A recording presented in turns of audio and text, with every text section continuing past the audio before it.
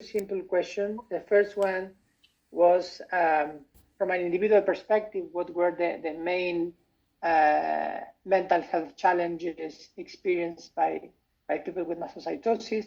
And the second question was about, from a community perspective, what were the key challenges that you see in terms of addressing the mental health challenges as well? So you see here the answers and the results for the first question, and you will see here, you will see in a while the result for the second question. So Kathy, if you want to comment or if you want to open up for questions. Thank you very much, Christian, and hello to everybody. My name is Kathy Redmond, and my role here today is to moderate this experience exchange, because of course you're all very experienced advocates in your own right. You have your thoughts and perspectives on how to address the specific mental health problems that are faced by your community. What I'd like to do is just highlight what you said. So 23 people responded to the pre-meeting survey. So this is coming from you. So you said the three most important mental health problems experienced by people with mastocytosis. First is feelings of frustration and helplessness due to the lack of effective management of the condition. And I see, Isabel, you wrote a question to Matt in the chats, expressing that frustration, even at the lack of doctors to manage. How do you translate all that Matt has said into the realities you face today? The second thing is feelings of frustration around the diagnosis. And we heard Matt speaking about the diagnostic odyssey that many people with a rare condition face. This is something you as a community don't face alone, but it is extremely difficult to cope with that frustration. We also saw this, the fact that we asked people, people said things that you often come across doctors who really don't understand the condition and they don't listen to you, and that frustration is really big. But so there were two kind of health system challenges, and then two challenges that were related to your condition that are really specific. One is that fear of the anaphylactic shock. Living with that reality is really anxiety provoking. It's not easy. And the social isolation that you can experience because you want to avoid triggers also creates anxieties, fears, uncertainties, difficulties in your life. So these were what you had said were very big problems, and I'm sure you would have seen in what Matt has presented how these are also common with other rare conditions. If we go to the next slide, because we also asked you, what are the challenges you as community face in addressing these problems? This is important because this is about your daily work, what you as advocates are doing to try and ensure that the emotional, psychological needs of people with mastocytosis are addressed. And here, which is quite interesting, again, picking up on what Matt has said, that the biggest problem here, well, it's joint because 16 of you said that health professionals do not routinely encourage people with mastocytosis to talk about mental health during a clinical visit. So they're not doing that thing. The care is not psychologically informed, as Matt has just spoken about. They're not simply asking, how are you feeling at the moment? And the second thing is the lack of societal understanding, and that Matt also spoke about, the fact that people don't understand how emotionally challenging it is to live with mastocytosis. So these are really big challenges your community faces. in supporting the mental health of people with your condition. But it's really interesting if you just look at the other, maybe what was also ranked relatively high here, and that is the stigma talking about mental health problems, that people find it difficult. In the world we live today, people don't always want to talk about their mental health. They feel embarrassed to do so. And then there are two things that are kind of linked. One is that people are not referred to a psychologist when they're really struggling with their emotions.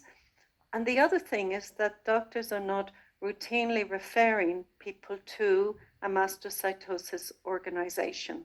And that means that they're not accessing the community that Matt mentioned.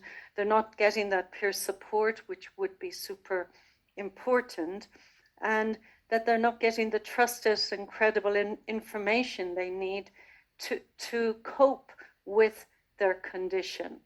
And it's really interesting because somebody also said under others that people don't even realize that mastocytosis can bring a depression, and they only realize that when they come into a group. So a lot of problems that people are faced, that the community is faced in supporting the emotional well-being and mental health of people with mastocytosis. But of course, there are solutions, and Matt has touched on those solutions. And what we would like to do is first of all, if anybody just wants to comment on what you've said, to add some kind of flavor to the challenges you face, to give you the chance to do that, but also maybe to give Matt the chance to comment on these pre-meeting survey findings. Perhaps we could get rid of the screen. Does anybody want to comment on this? Anybody in the group? Were you surprised to see those findings from your community? Does this resonate with you? These are really the big challenges your community is facing.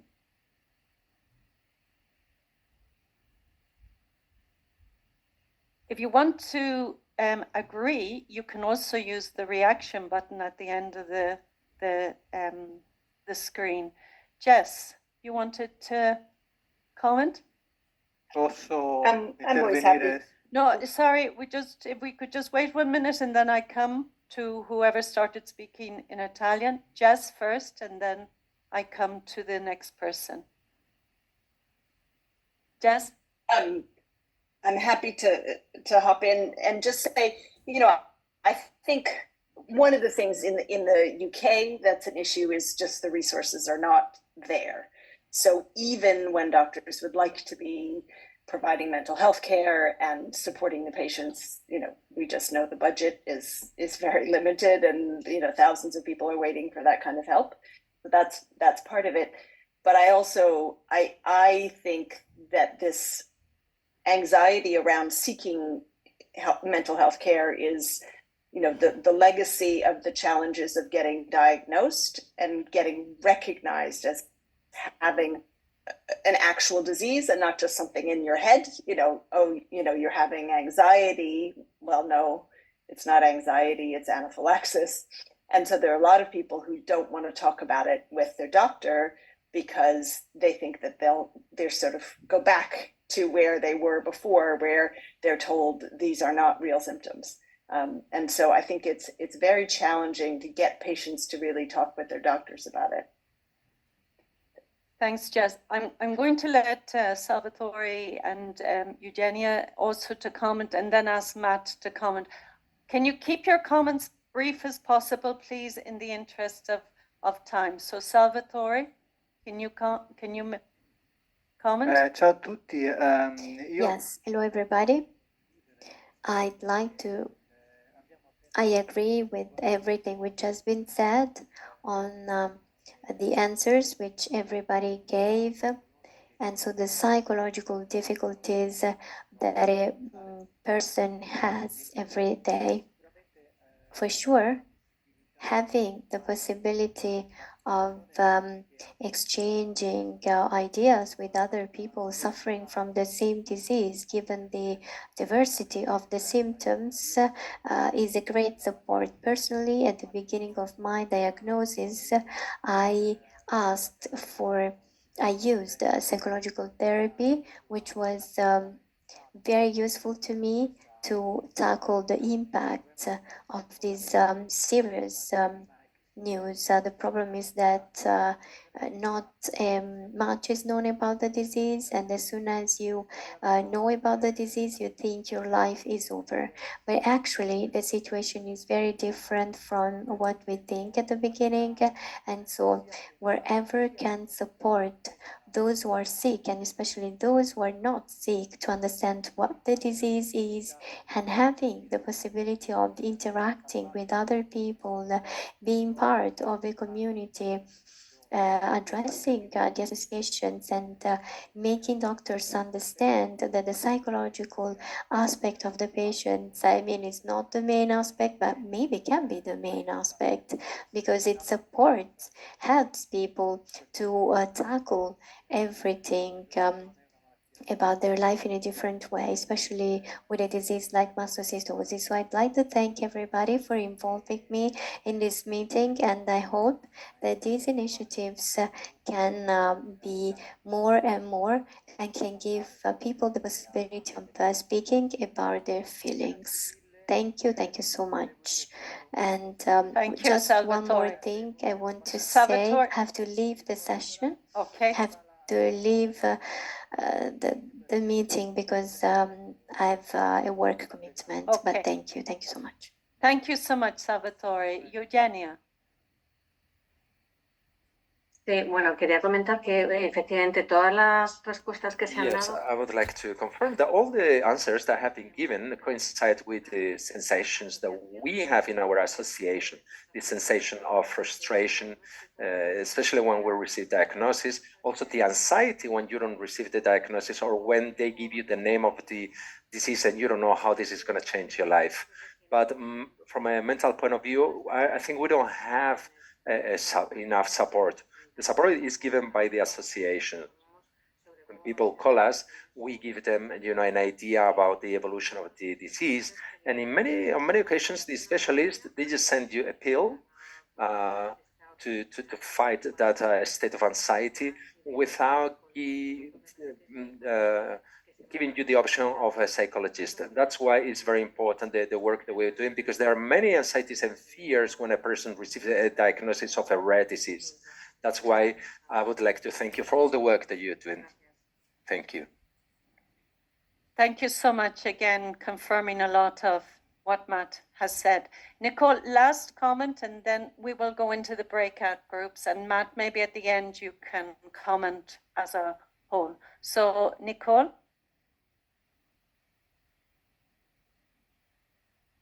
Ich finde es viel wichtiger, dass wir im Gesundheitssystem nicht immer nur danach schauen. It's very important that in the health system we not just see what is necessary with all the psychology stories that the patients with systemic mastocytosis from the beginning, from the very point of time when the diagnosis exists, the patients need to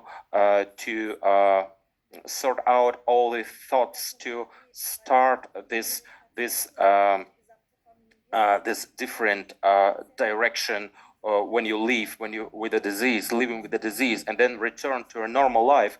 This is and it's also as well very important to that the family is participating and supporting the patients, because this is very helpful to find the specific demands and needs, which are very individual for for all the persons. And we have in Germany, we have too long a waiting list for the patients to sort out the patients, and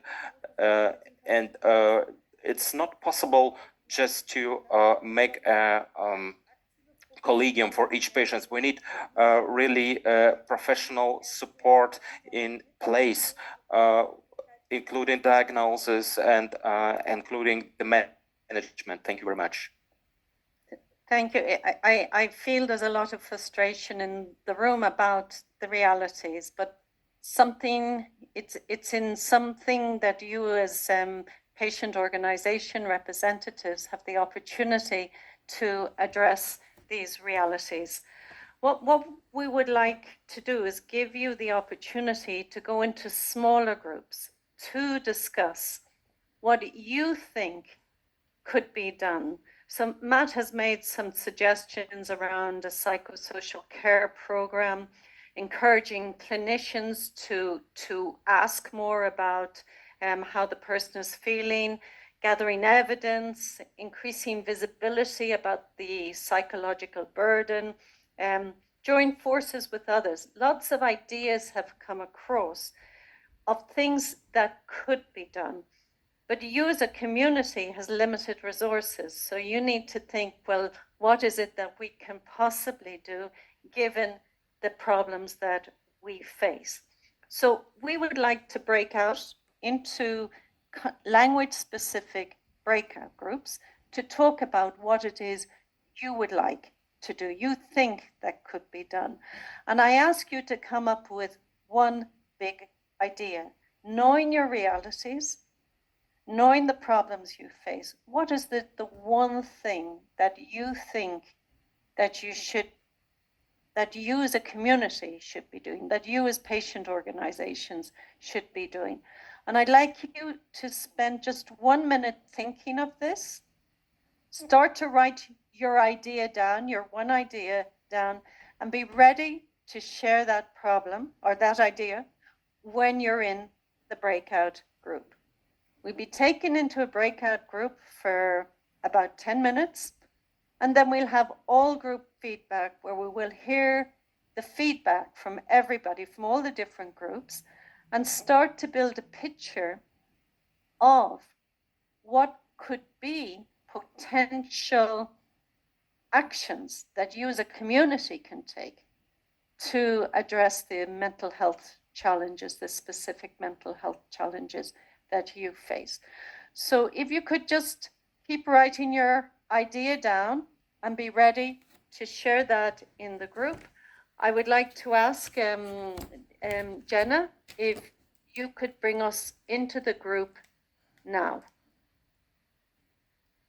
So you'll be brought automatically. You need to click on join to join.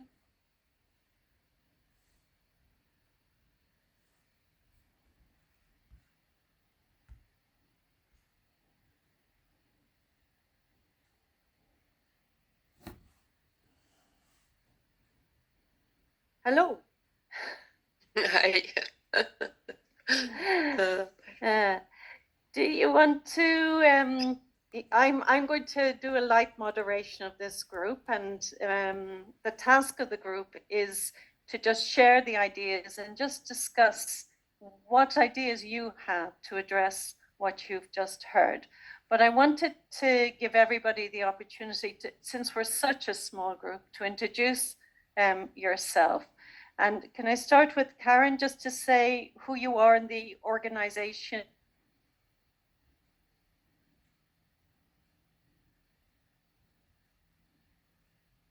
Then?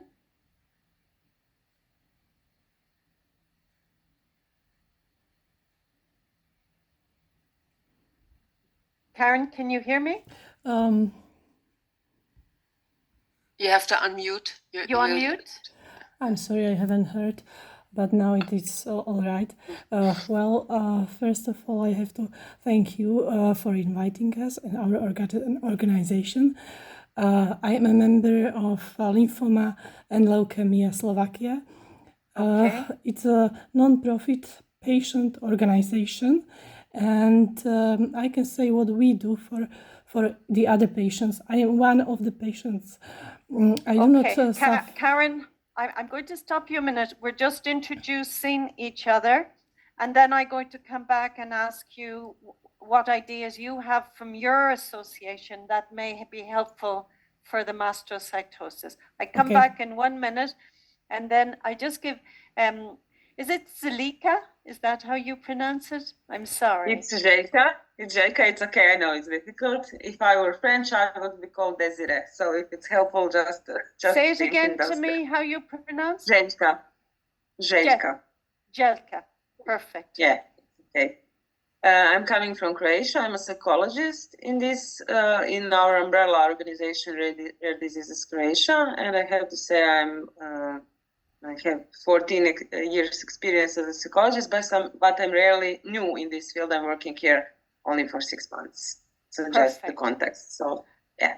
So I'm really interested also to hear the perspective from the rare disease world, the broader world, and what advice for the mastocytosis community. Ushi, would you like to introduce yourself? Yes, of course. Yes. So I'm Ushi. I'm working for Blueprint in Switzerland, in Zug. So I'm the office manager. And I'm actually doing a mentorship with Christian to learn more about the disease and patient advocacy. And he invited me to listen in today. So I'm basically a guest to see. Thank you. You're welcome. Thank you for being here to listen. Okay, I just wanted to ask, would one of you like to provide feedback on behalf of this group? I'm happy to do it, but maybe one of you would prefer.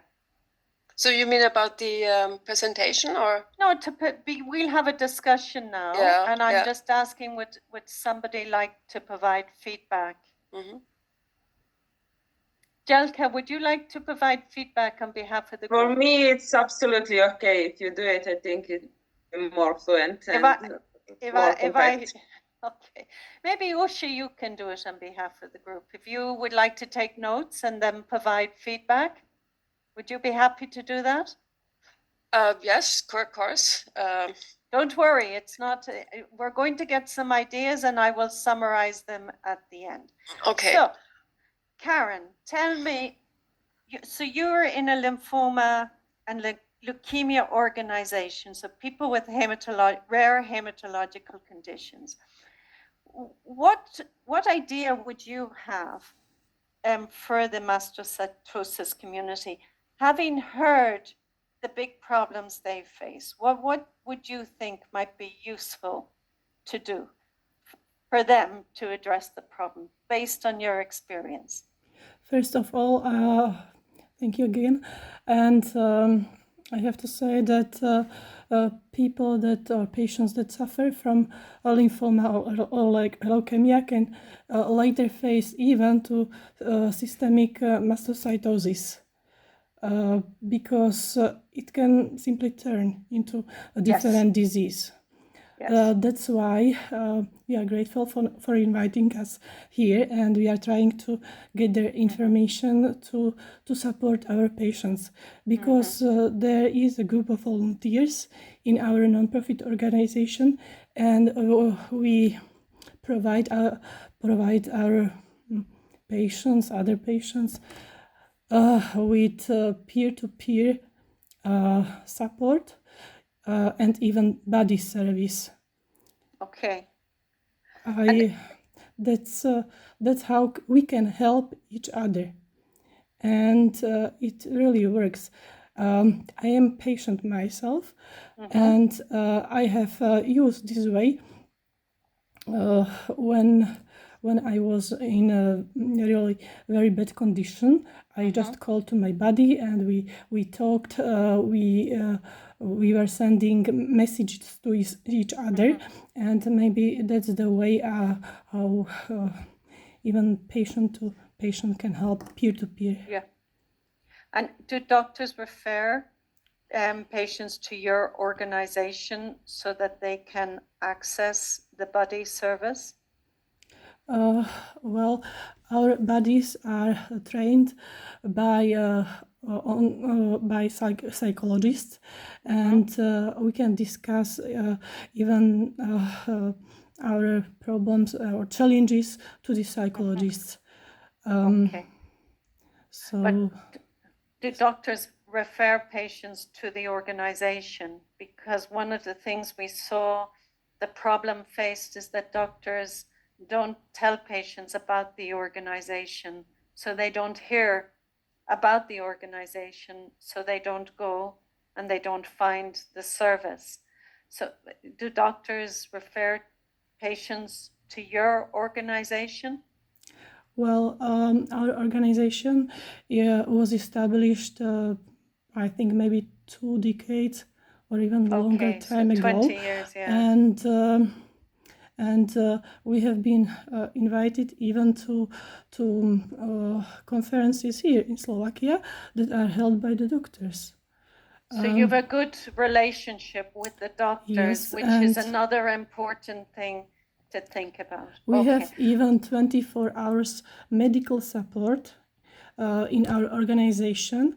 And what is completely new, we have developed application called Alivia, and the patients can connect to us through this application. So it's like a chatbot. It's a digital companion. Not only chatbot, it's application. There are even lots of booklets or brochures or podcasts. Yep, perfect. Thank you. You've been great, Karen. I'm sorry to put you on the spot, but I'm now going to put Jelka on the spot. Do you want to tell us your ideas? Yeah, we are an umbrella organization, so in Croatia we don't have a specific for sclerosis. So, as I know from our 1,400 members up to date, we have like only 12 people that are our members that have systemic mastocytosis. So it's a small number in a whole number of members. What do we provide one-on-one psychological help that is free and available to all the members and non-members that have a rare disease, so even the specific ones. In my short experience, I didn't encounter any patients having this specific diagnosis, so I'm like here to prepare myself also for this. And previous psychologists, as I know, have moderated some support groups regarding one specific diagnosis.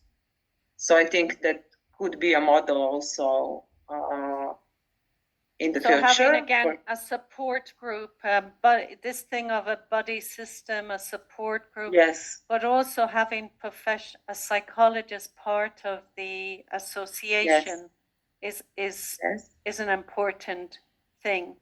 Yeah. Yes, but also at this time I can manage nearly all the requests for this one-on-one support, but we are predicting that as we more talk about mental health and everything, that more people will call, and then we are exploring possibilities to take this kind of bigger input. So I would say about the specificity that we have in our organization, we have volunteers that are medical doctors, students. Okay. They provide us as volunteers medical information about requests from our members. So I see this maybe as an opportunity for me as a psychologist to give to them maybe some of these things that Matt were talking about, educating them. Using those volunteer doctors that are in your association to educate them to simply ask the question, how are you feeling? Yeah, it's a great idea. We're going to be called back very soon. Oshi, do you feel that you've managed to, would you like me to summarize? Okay. And can you do this because you know more about this? Yeah. Okay. Can I leave that to you? That would be great. Fair enough. But I think I got the ideas, and we're going to be pulled back into the room in 10 seconds. You can leave the breakout room now. Okay. Thank you so much. You're welcome. Bye.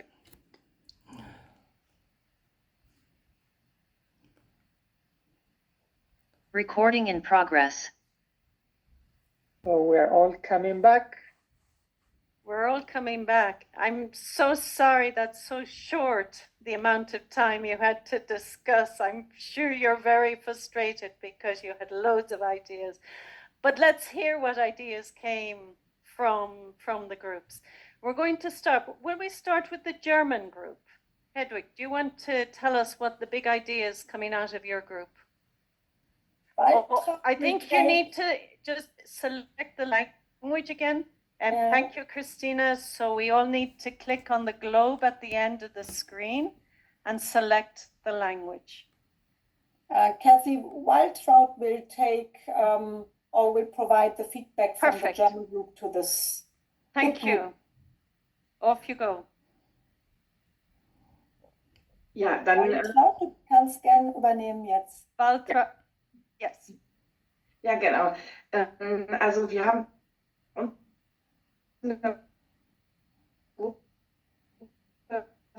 Vertreter Schulungen anbieten, dass die also die Lücke füllen und die Patienten schulen, dass es aber nicht ausreicht, nur die Betroffenen zu schulen, sondern idealerweise halt auch die Familie mit, dass die Information der Patienten, eine umfassende Information absolut wichtig ist und dass es auf Dauer auch Sinn macht, ein anderes Verständnis zu entwickeln von Gesundheit und Krankheit, dass man da einfach bezüglich der Definitionen einfach mal genauer nachschauen muss und idealerweise, wenn ich über Gesundheit Bescheid weiß, dann ist es mir auch möglich, wenn ich von Krankheit betroffen bin, eben Strategien zu entwickeln, die in Richtung Gesundheit gehen. Und das waren so die wesentlichen Punkte, die wir in der Kürze der Zeit erarbeitet haben.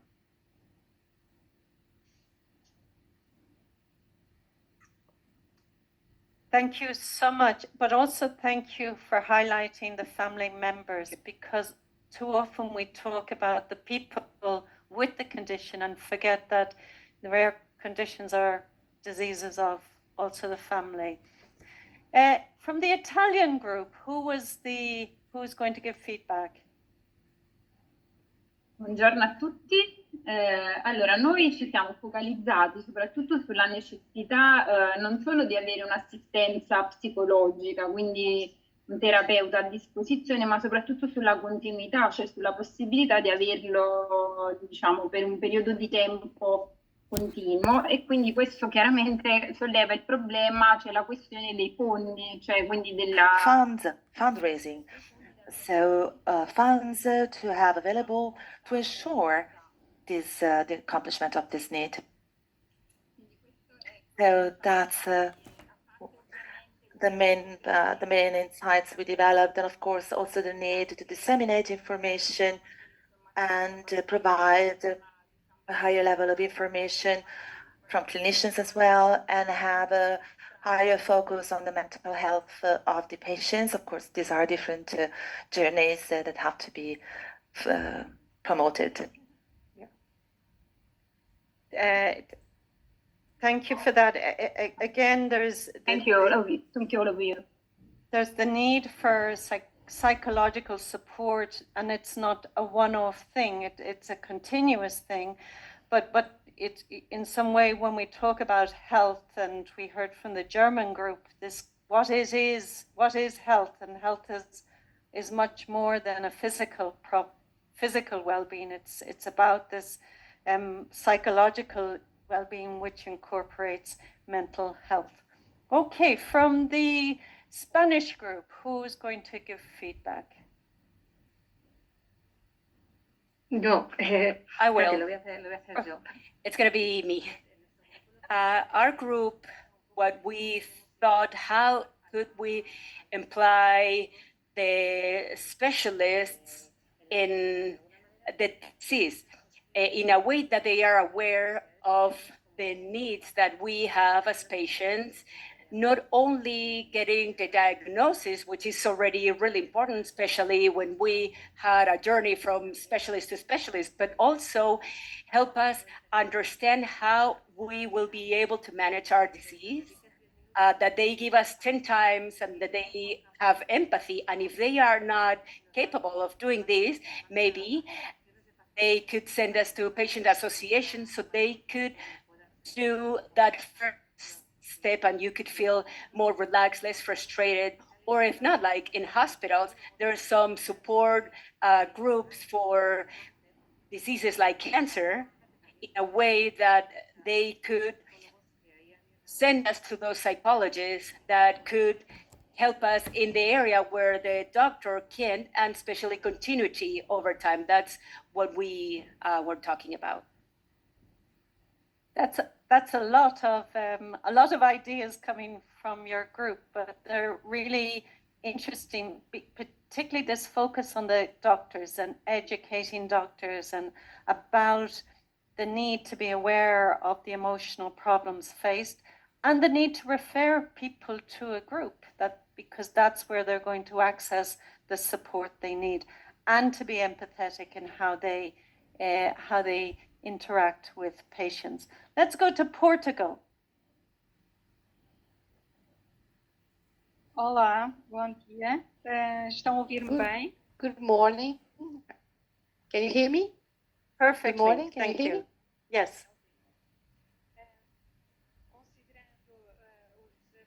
Considering all the challenges as far as mental health is concerned, of people living with mastocytosis and other rare diseases, and considering the scarce resources that we have on our national system,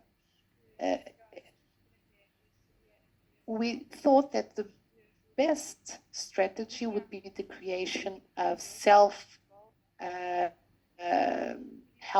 groups moderated by health professionals or psychologists, so that patients and family members could meet and they could express their feelings, their experiences, their daily difficulties, and they could help each other as well. But this group should also have a training and education side in order to improve knowledge of the disease and the pathway of the disease for family members and patients themselves.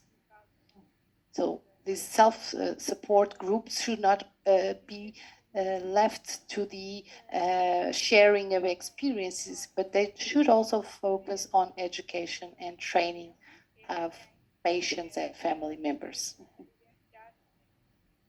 But it is very useful to join together people with the same disease and to join them around the same problems. But health professionals should also be part of these groups, and they should be made aware of the existence of these groups and initiatives so that they could refer other patients to these groups and associations in the future. Thank you. Thank you, Philomena. And it's interesting that some common themes are emerging from the ideas we're hearing, and there's a need to certainly foster more support from within the community, peer-to-peer support, but also work with doctors and involve doctors much more and getting them to refer. Let's go to the UK group. Who's going to report back on from the UK? Hello. So we felt that the main focus should be having something written into the guidelines for medical professionals, as I'm sure that we can all, from our experience, patients have very limited time when they're seeing clinicians.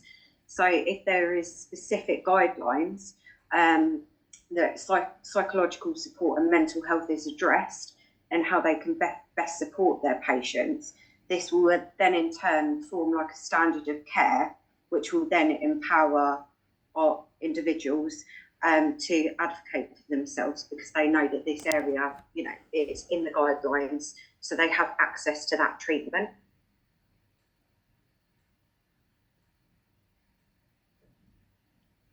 Thank you, Charlotte.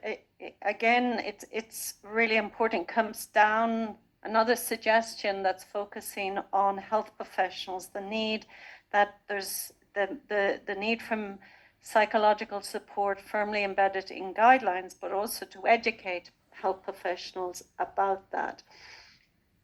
Let's go to France, the French group.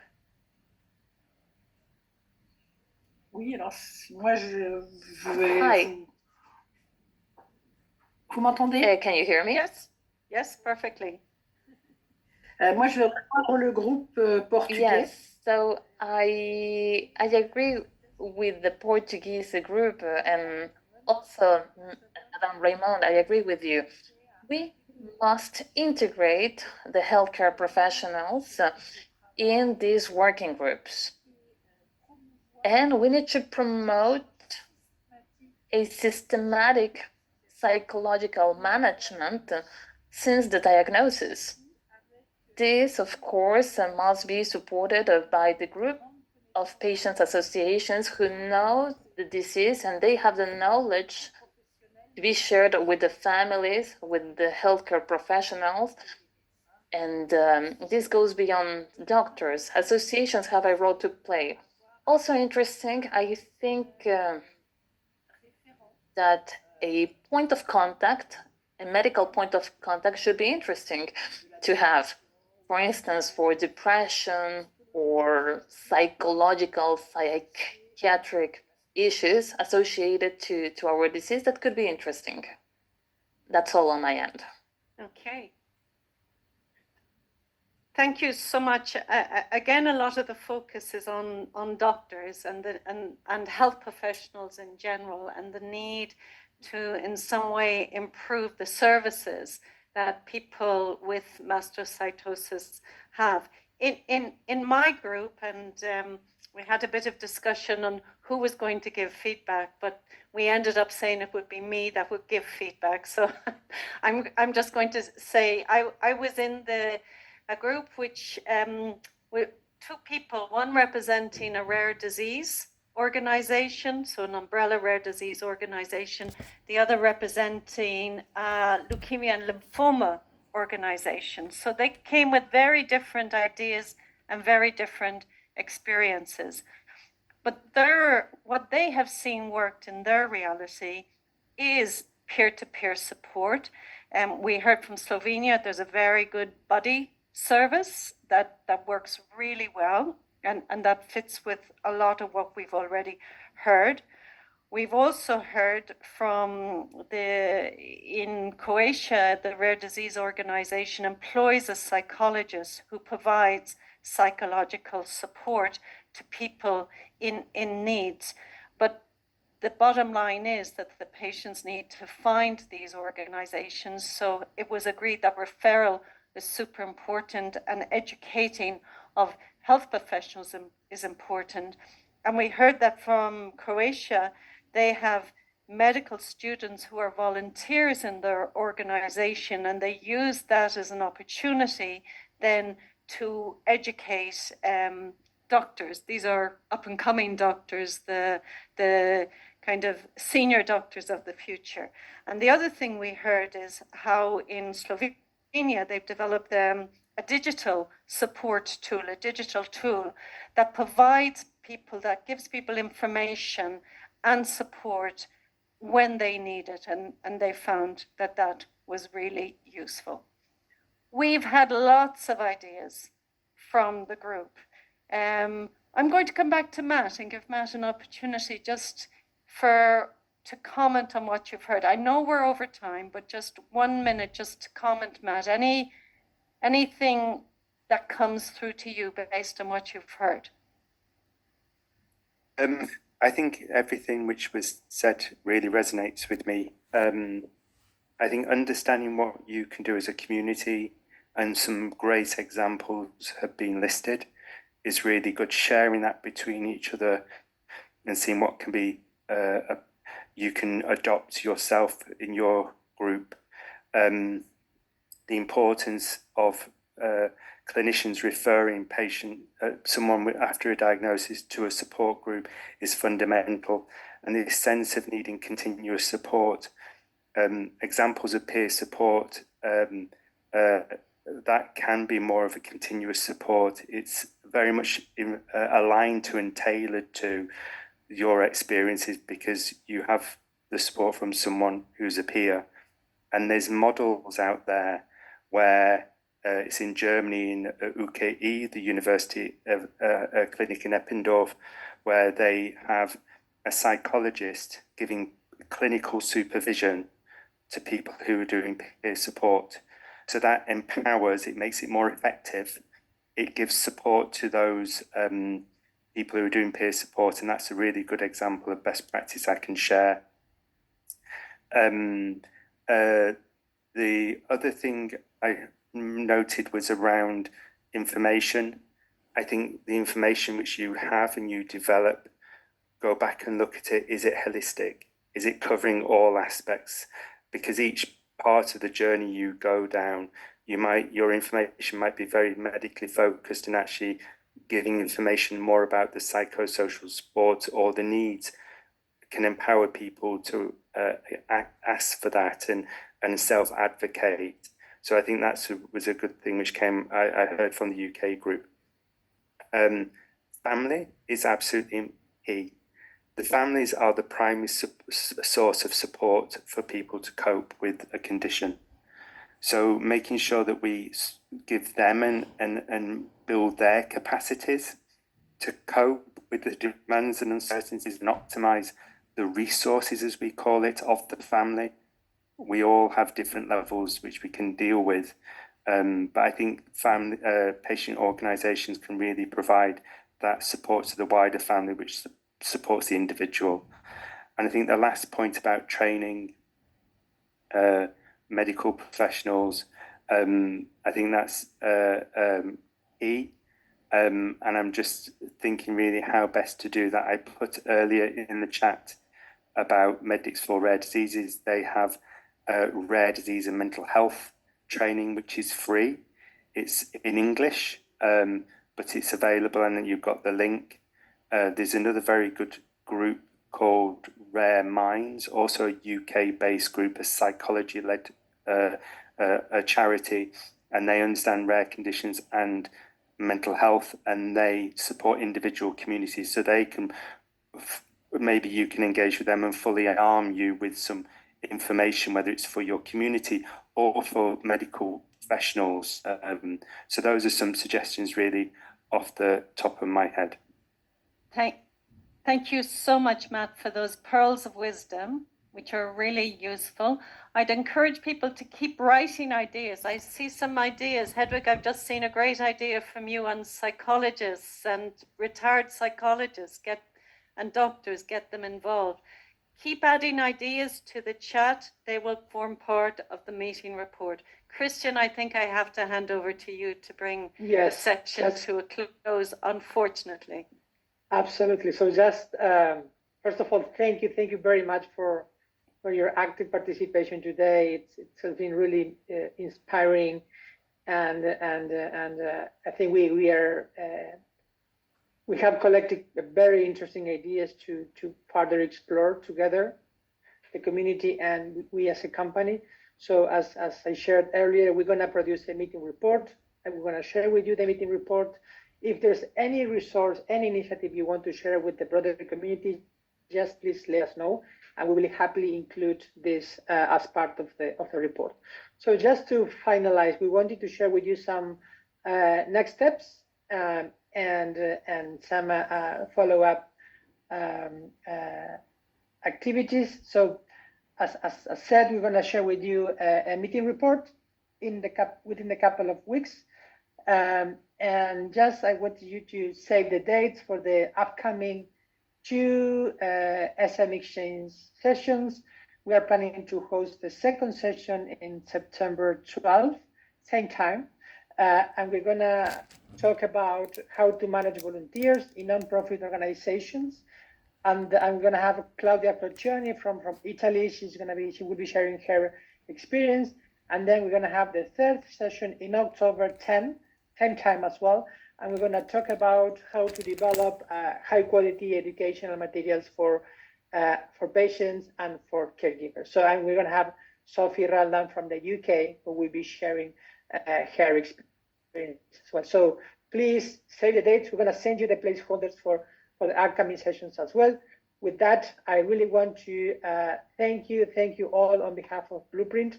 And I would like to invite Fatima, if you are there, just for final thoughts and closing remarks. Oh, thank you. I know we're over time, but as we do conclude today's discussions, I'd like to take a moment to reflect on the significance of our collective efforts today, our shared commitment to the systemic mastocytosis community, and to thank you all for coming together today. Thank you for the vital conversation about mental health, recognizing the situation and certainly looking for ways to support our community. It's been enlightening. It's been profound as far as the meaningful session that we've had. I want to thank Matt and Kathy for leading us forward. From a Blueprint point of view, we are steadfast in our dedication to the patient community. Our commitment goes beyond addressing the medical needs of individuals and families living with systemic mastocytosis. We're also devoted to fostering a strong supportive community, and I think today reflects that. Forums and platforms like this one, I believe, are crucial and provide us with the opportunities to share our experiences and to engage in this open dialogue and to find potential solutions together. So thank you again for today and for this significant impact. Kathy did a great job summarizing as we debriefed and appreciate, Kathy, your leadership there. I do think that together we can really make a difference in the lives of those affected by systemic mastocytosis, many of you living with this diagnosis. And this is just the beginning of our sessions, and I'm excited to see what we can accomplish together. I'm excited for September. I'm excited for the next two, and just want to close by saying, on behalf of my colleagues, on behalf of Blueprint Medicines, thank you. Thank you for your trust, and thank you for your partnership. It certainly inspires me immensely to continue to do what we can to support our community. So I will close with that, but truly thank you so much. Thank you so much, Fatima, and we will see you soon. Thank you very much. Have a nice day. Thank you. Bye, everybody. Have a nice day. Bye. Bye. Bye. Bye. Bye. Thank you. Goodbye. Recording stopped.